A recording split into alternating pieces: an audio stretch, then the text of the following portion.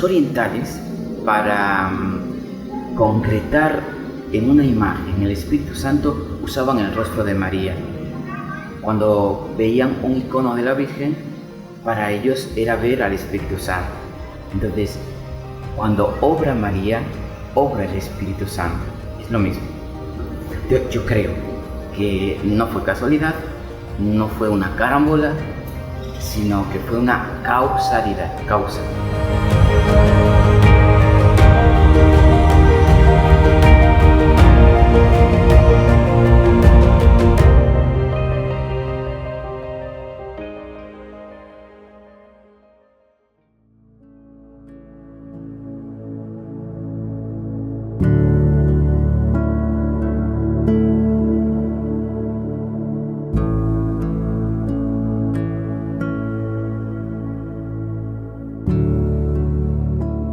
Nos lleva al encuentro con Dios, nos pone en comunión con Él.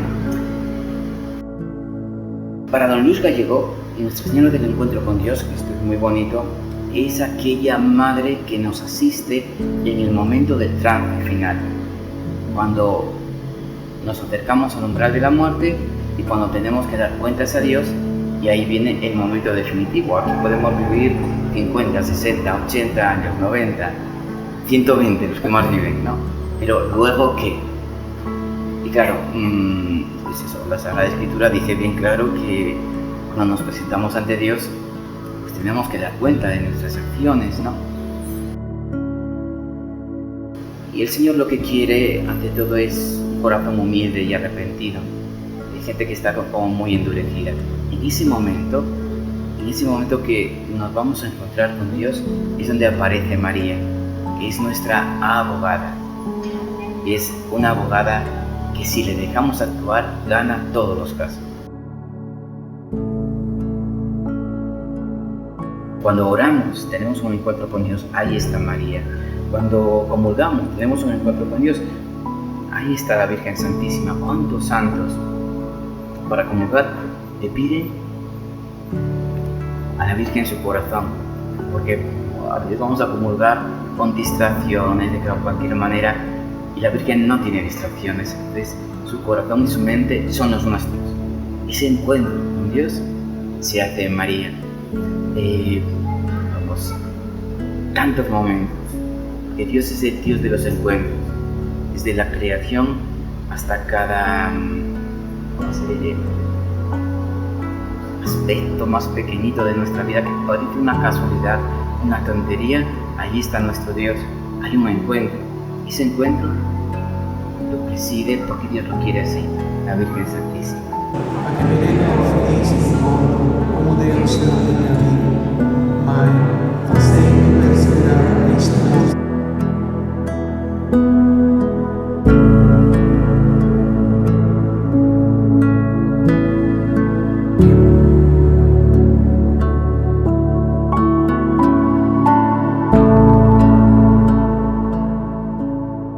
Todo esto lo diseñó el Padre Molina, así la quería.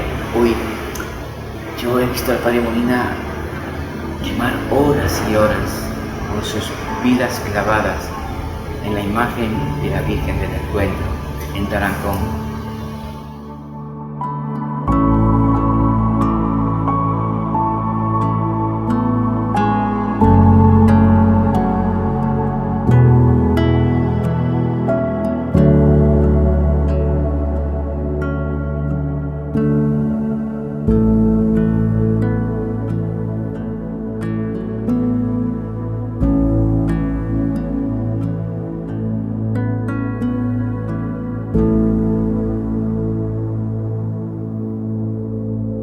Tiempo antes, el Padre Molina predicaba de la Virgen Santísima como la que lleva al encuentro con Dios.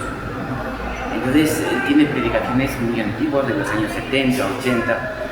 A ver, ¿cuándo se produce esta entrega de la imagen del matrimonio de Loreto y Paquita al Padre Molina?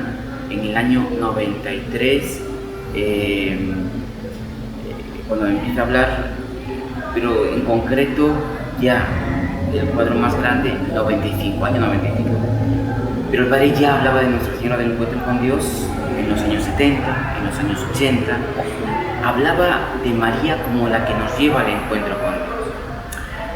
En los ejercicios espirituales, cuando el padre predicaba del principio y fundamento de San Ignacio, pues le gustaba traer a colación los profetas, Isaías, Jeremías, aquellos que invitaban al hombre a que se encontrasen con Dios, que invitaban al hombre a que buscasen a Dios. Cuando predicaba de ese encuentro con Dios, de esa búsqueda con Dios, el padre Molina colocaba a la Virgen, ¿no?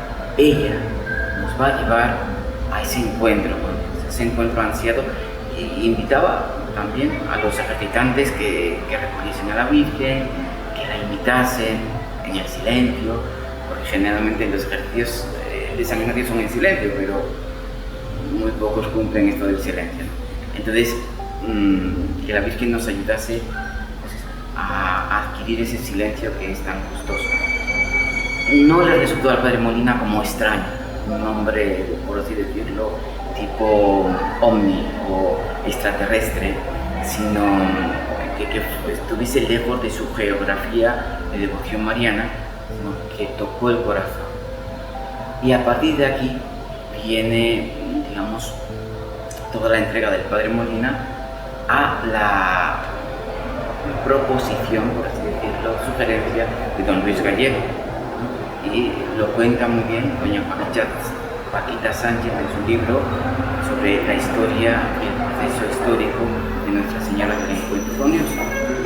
Ya en ese mismo año 95 se dan una serie de encuentros encadenados, encuentros entre el padre Molina, don Luis Gallego, el matrimonio, y que fue el inicio de esta gran aventura de Nuestra Señora del Encuentro con Dios,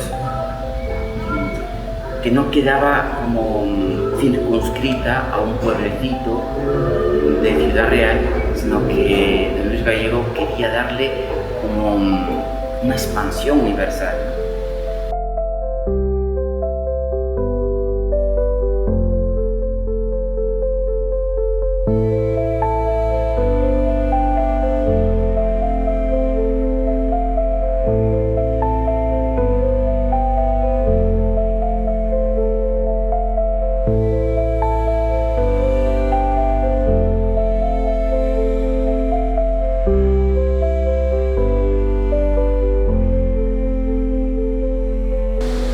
Para el padre Molina, la Virgen Santísima, primero de todo, era la Madre de Dios.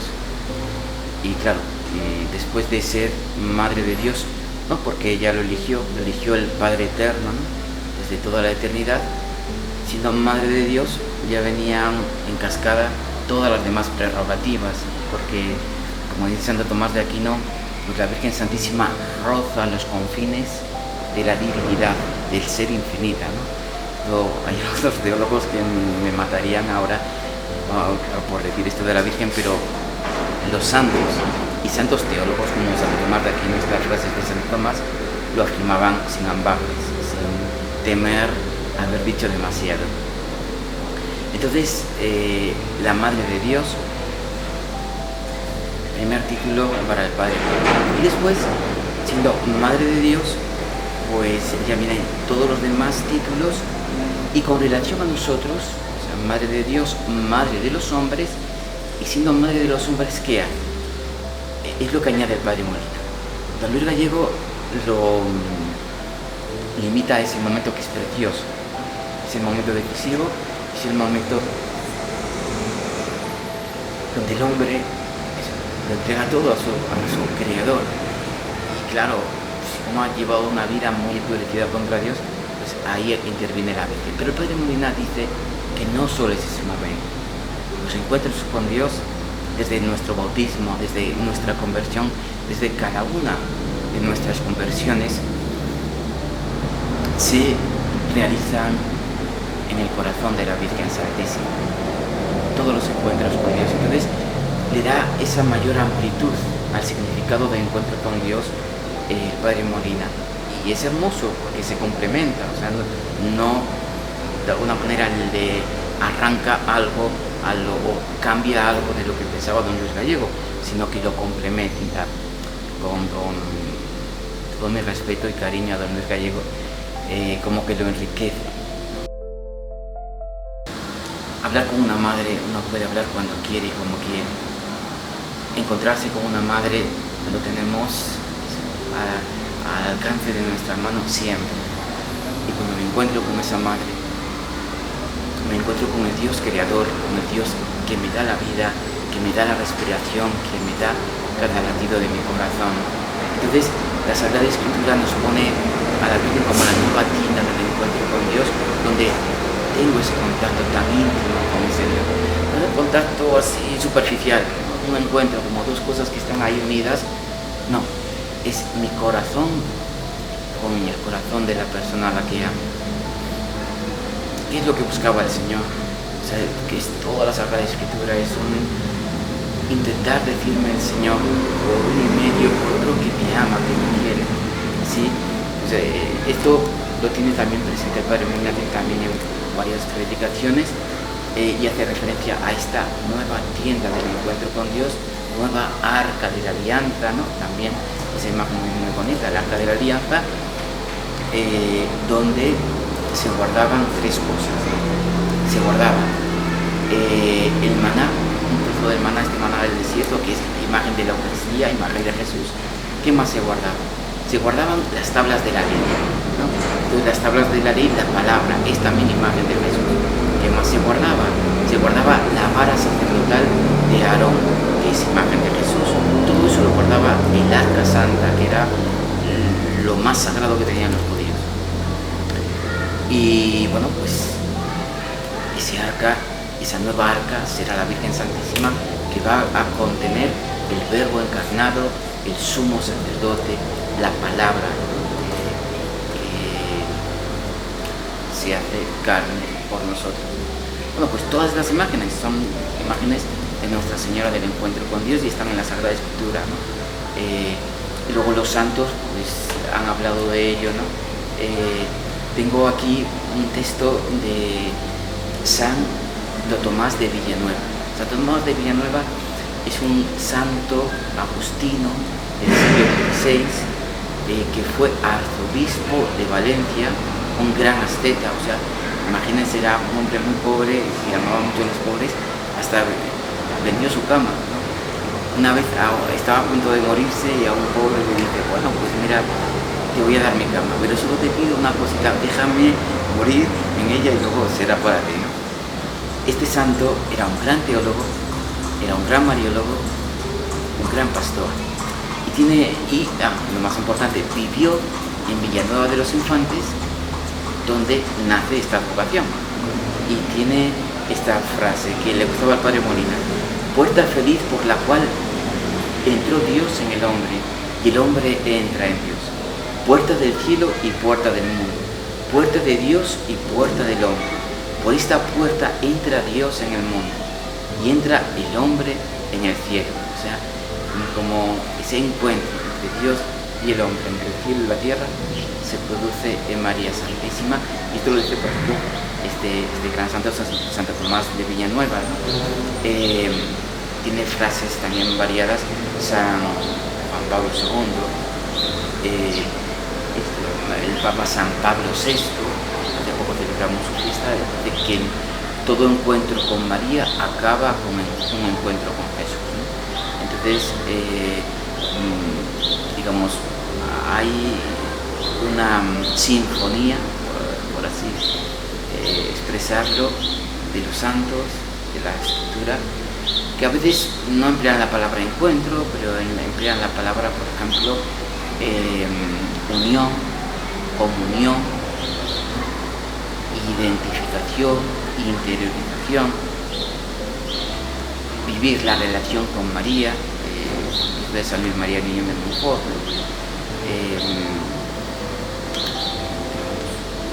es algo que, aunque no sea con la palabra encuentro, lo que pasa es que la palabra encuentro es muy bonita porque la desarrollaron sobre todo filósofos y teólogos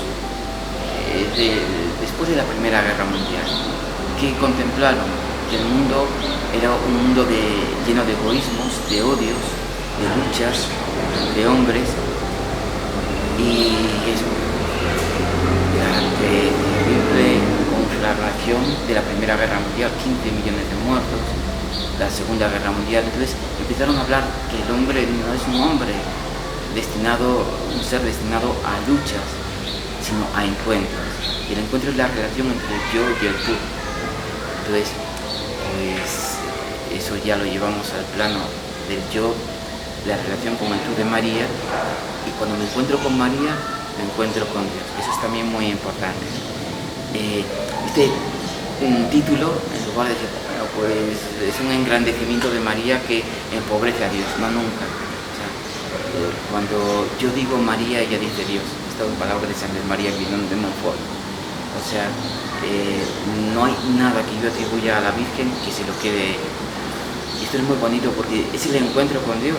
Es decir, alguien que hace de mediador entre dos personas y esa persona como que desaparece. Pero la Virgen no desaparece, no porque ella no quiera, es la mujer humilde, sino porque Dios quiere que esté presente. Lo vemos también en otro texto característico de las bodas de Caná. Vemos que la Virgen Santísima, ¿dónde está? Como dice el Padre Hurtado, está donde los sirvientes, en la cocina, y se da cuenta que no tienen vino. Entonces, en ese momento, ella interviene y produce un encuentro. Iba a ser una catástrofe, una boda sin vino, una catástrofe, ¿no? Y la Virgen interviene y sabe que su hijo es todopoderoso, es Dios, y él no tiene vino en la familia. Es lo que le dice a Jesús, demuestra nuestras carencias, la primera parte del encuentro, ver que somos una miseria, y la segunda parte es hacer lo que ellos digan.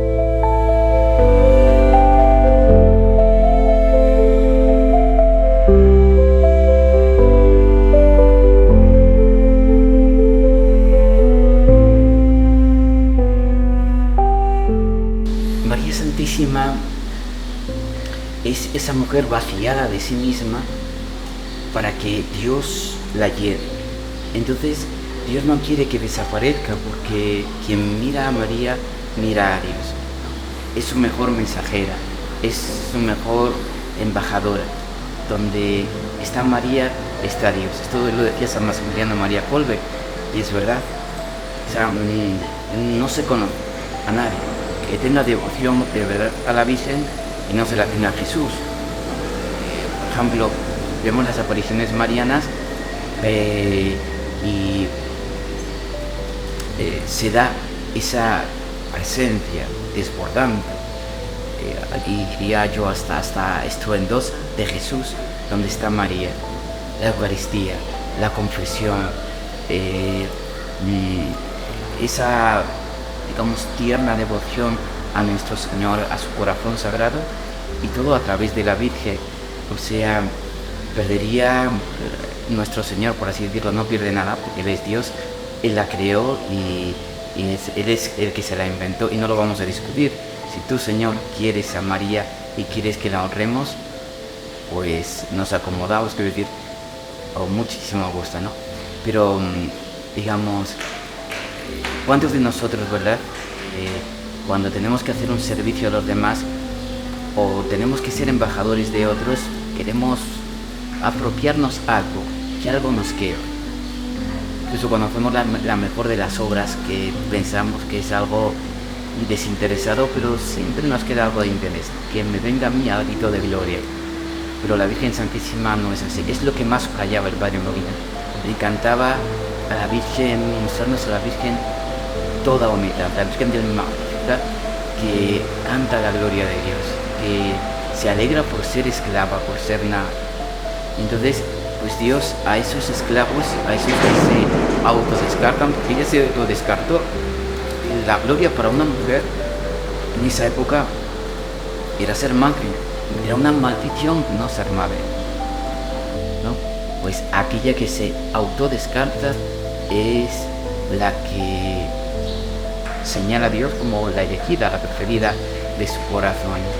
Entonces, hablando también de San Juan Bautista, ¿no? Y esta humildad, la que precede al Magnificat, estamos en la fiesta de la Visitación de Nuestra Señora. Y vemos que la Virgen Santísima se entera de que su prima Santa Isabel está embarazada, y lo primero que hace, en lugar de pensar en ella misma, salir rápido, corriendo, dice San Lucas, para atender a su prima Santa Isabel. Y cuando se encuentran, la Virgen embarazada de Jesús, Santa Isabel de San Juan Bautista precisamente, ¿no? Y que en ese momento ella va a aprovechar el encuentro de Jesús con San Juan Bautista. Es un encuentro también muy bonito, en la alegría y en el desaparecer ella. ¿Qué hace Santa Isabel? Prorrumpe en una alabanza a la Virgen Santísima, ¿no?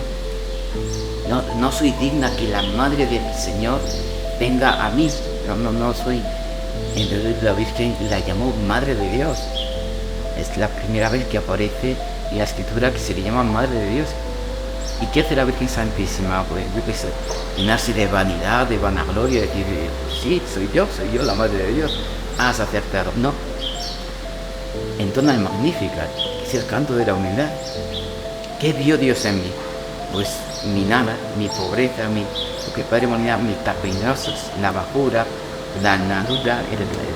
La nadura no existe, es la nada, pero vamos, ampliado a la más potente. Entonces, y vivimos en lo mismo, ¿no? En su humildad, vemos varios pasajes, Dios la hace encuentro y ella no desaparece, no lo quiere. O sea, cuando coronamos a la Virgen Santísima, es Dios quien la corona. O sea, no es algo que los hombres quieran ejercer o que sean artífices de ese momento. Es Dios quien corona a su madre.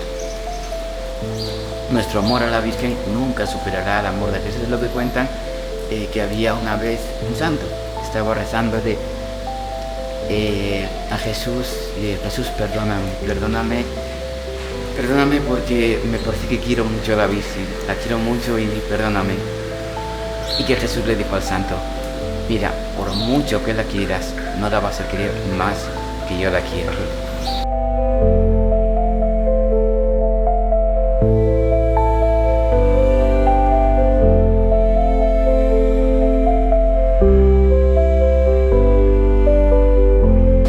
Para el Padre Molina, el Santo Rosario era una oración clave, fundamental. Él rezaba siempre todas las partes del Rosario e invitaba a rezarlos, digamos, cotidianamente, porque bueno, lo reza de vez en cuando, pero nos aducía que en Fátima la Virgen, en todas las apariciones, no dijo que fuésemos a la misa, ¿no? Que hay que ir a misa. No dijo leer la Biblia, dijo rezar el Rosario, porque el Rosario es la Biblia de los sencillos. Mucha gente era analfabeta y el Rosario nos lleva, según, digamos, la impronta que le dio San Domingo de Guzmán, nos lleva a contemplar la vida de Cristo mientras rezo el Ave María. Entonces, mientras alabo a María, mi mirada se va a Jesús. Y eso lo pueden hacer los más sencillos, ¿no? Por eso también recomiendan del rezo del Rosario tener alguna imagen del misterio que estoy contemplando, ¿no? Sería muy bonito, ¿no?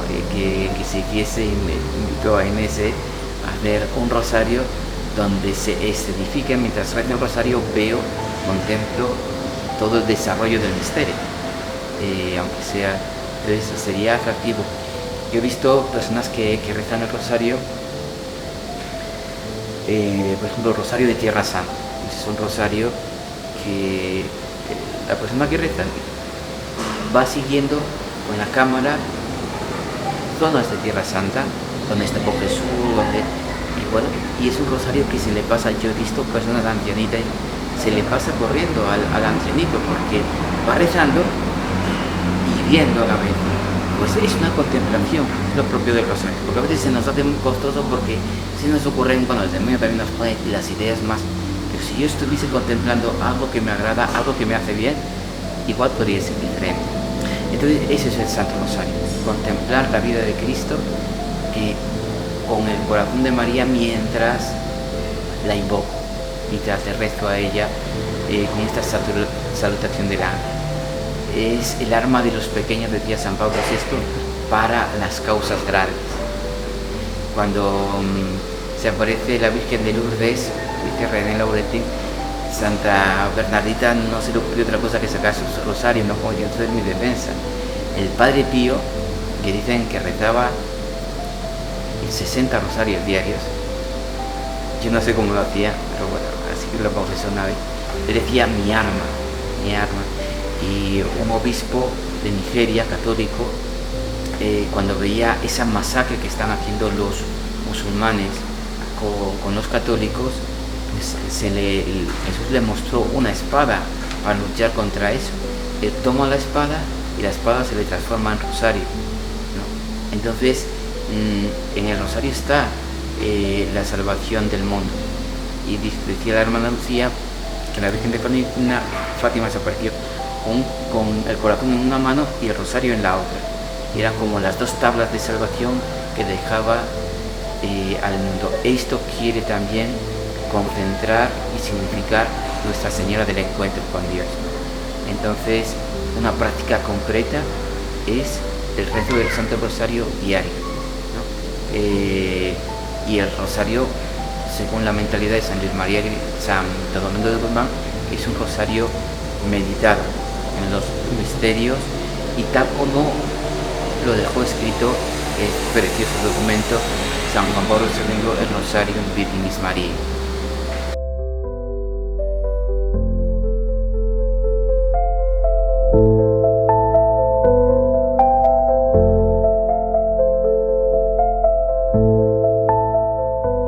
Betsabé, la mamá de Salomón, de ahí va a venir Jesús, fue esposa de David. También tiene ese recuerdo un poquito triste por todo lo que pasó con Urías, pero bueno, luego Dios se arrepintió de David, Dios lo perdonó y David es un rey santo, ¿no? Entonces, cuando entraba en la sala del trono donde estaba David, que era su esposo, la reina se postraba en tierra, rendía veneración al rey. Cuando su hijo Salomón es rey y entra la reina en el salón del rey, ahora no es la reina la que se postra, es el rey el que se pone de pie.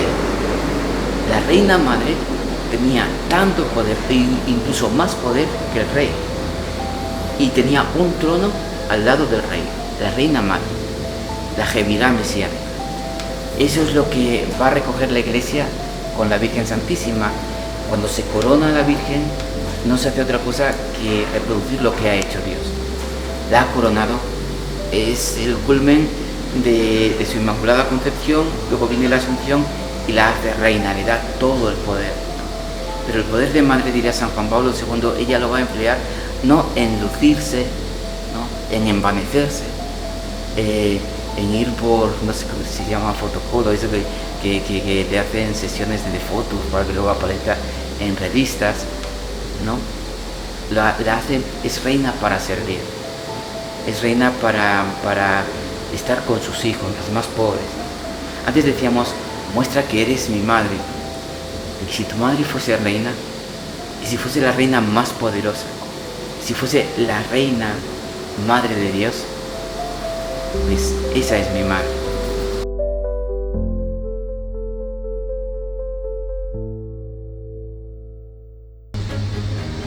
Yo siempre me imaginé al Padre Molina corriendo una carrera de fondo, un maratón, y que pues muchos le tiraban piedras, muchos le hacían la vida imposible. Él quería servir y ayudar a los más necesitados, desde los que no tienen a Dios a los que no tienen que comer, y le ponían zancadillas y le ponían obstáculos.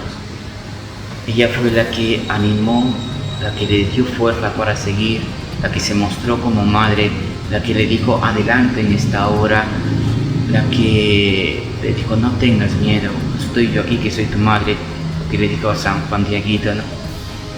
Y la que nos la traslada, el Padre nos la traslada a nosotros, para que sepamos que tenemos madre. Es decir, tenía esta frase tan bonita: si no nos ha dado una madre, nos va a dejar. Dios no nos va a dejar. Entonces, ese tesoro que nos une a Dios, que es nuestra esperanza, que es nuestra paz, que es nuestro todo, ya podemos ser los más malos del mundo, los que hayamos caído en las miserias más grandes. Tenemos madre que nos lleva al encuentro con Dios, que no solamente nos va a sacar del pozo, sino que nos va a hacer santos y nos va a hacer reinar con ella, reinar con Jesús.